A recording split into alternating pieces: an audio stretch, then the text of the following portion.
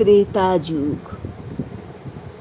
হিন্দু সৃষ্টি তত্ত্ব অনুযায়ী 4 যুগের দ্বিতীয় যুগ হল ত্রেতা যুগ। সংস্কৃত ভাষায় ত্রেতা শব্দের অর্থ দ্বিতীয়। প্রথম যুগ ছিল সিদ্ধ নৈতিকতার সত্যযুগ। কার্তিক মাসের শুক্লপক্ষের নবমী তিথি সোমবারে ত্রেতা যুগের সূচনা হয়েছিল। সত্যযুগের দৈর্ঘ্য থেকে ত্রেতা যুগের দৈর্ঘ্য ছিল 25% কম। আবার দেবতাদের স্বর্গলোকের 1 বছর মানে পৃথিবীর মানুষদের কাছে ছিল 360 বছরের সমান। সেই হিসেবে স্বর্গলোকের ত্রেতা যুগ 3600 বছর, আর পৃথিবীতে ত্রেতা যুগ স্থায়ী হয়েছিল 12,96,000 বছর। ত্রেতা যুগে ভগবান শ্রী বিষ্ণু 3 অবতারে আবির্ভূত হয়েছিলেন: বামন অবতার, পরশুরাম অবতার এবং রাম অবতার। দেবমাতা অদিতির পুত্ররূপে জন্মগ্রহণ করে বামন অবতার অপরাজেয় বালির যজ্ঞগৃহে এসে 3 পা সমান জমি চেয়ে নিয়েছিলেন। 2 পা দিয়ে তিনি স্বর্গ ও মর্ত অধিকার করলেন। 3য় পা তিনি রেখেছিলেন বালির সমর্পণ করা মাথায়। এইভাবে তিনি দেবতাদের স্বর্গরাজ্য ফিরিয়ে দিয়েছিলেন। আবার বালিও ভগবান শ্রী বিষ্ণুর পরম ভক্তে পরিণত হয়েছিল। পরশুরাম অবতার ছিলেন ভয়ঙ্কর যোদ্ধা। তিনি দুষ্ট ক্ষমতালোভী রাজবংশকে 21 বার হত্যা করেছিলেন। ভগবান শ্রী বিষ্ণুর 7ম অবতার শ্রী রামচন্দ্র ত্রেতা যুগে আবির্ভূত হয়েছিলেন। ত্রেতা যুগে মানুষের সমাজে বিভাজনের জন্ম হয়েছিল। ব্রাহ্মণ অর্থাৎ পুরোহিত ও বুদ্ধিজীবী, দ্বিতীয়রা হলেন ক্ষত্রিয়, রাজা এবং যোদ্ধারা এই শ্রেণীভুক্ত ছিলেন। তৃতীয় বৈশ্য, কৃষক ও বণিক সমাজ এর অন্তর্ভুক্ত, এবং চতুর্থ শ্রেণীরা শূদ্র নামে পরিচিত, যারা হলেন প্রধানত শ্রমিক ও কারিগর। ত্রেতা যুগে ধর্মাচরণের একটি প্রক্রিয়া ছিল যজ্ঞ করা। যজ্ঞের মাধ্যমে পৃথিবী থেকে আহরণ করা সম্পদ শুদ্ধ করা হতো।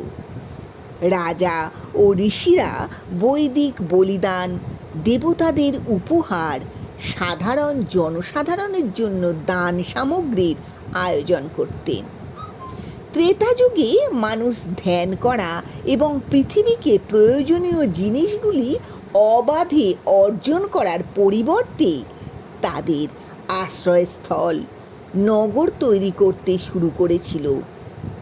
তারা জীবিকা নির্বাহের জন্যে খাদ্য উৎপাদন করত। ত্রেতা যুগে মানুষের মহৎ গুণগুলি ধীরে ধীরে বিলুপ্ত হতে শুরু করেছিল। ধ্যানের মাধ্যমে আত্মসুখে আনন্দ ভোগ করা থেকে ইন্দ্রিয় সুখের মাধ্যমে আনন্দ পেতে শুরু করেছিল। ত্রেতা যুগে মানুষের উচ্চতা ছিল 14 হাত বা 21 ফুট। আয়ু ছিল 10,000 বছর। প্রাণ ছিল অস্থিতে। বেদ ছিল ঋগ্বেদ। রূপার পাত্র ব্যবহার করা হতো। তীর্থ ছিল নৈমিষারণ্য। তারক ব্রহ্ম নাম ছিল রাম নারায়ণ অনন্ত মুকুন্দ মধুসূদন। কৃষ্ণ কেশব কংসারী হরে বৈকুণ্ঠ বামন। অর্থাৎ রাম নারায়ণ অনন্ত মুকুন্দ মধুসূদন কৃষ্ণ কেশব কংস আর হরি বৈকুণ্ঠ বামন ভগবানের এই সমস্ত নাম। ত্রেতা যুগে পুণ্য ছিল 3 ভাগ, পাপ ছিল 1 ভাগ।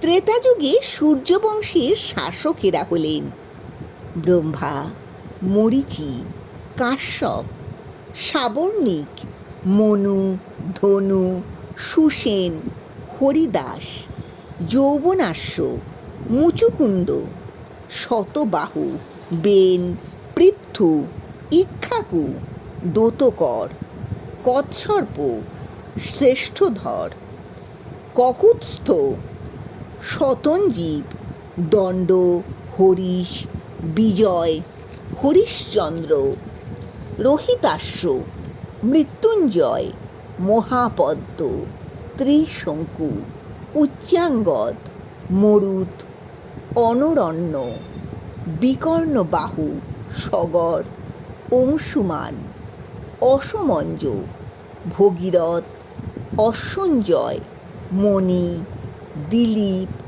রঘু, অজ, দশরথ, শ্রীরামচন্দ্র, লব, কুশ। ত্রেতা যুগে উল্লেখযোগ্য ঘটনা হল রাজা ভগীরথ মা গঙ্গাকে মর্তে এনেছিলেন। গঙ্গা নদীর জলে সগর রাজার পুত্রদের পাপের প্রায়শ্চিত্ত হয়েছিল, তাঁরা স্বর্গারোহণ করেছিলেন। সত্যযুগে বিদ্যমান ধর্মের 4 পাদ হতে 1 পাদ হীন হয়ে ত্রেতা যুগে 3 পাদ বিদ্যমান ছিল।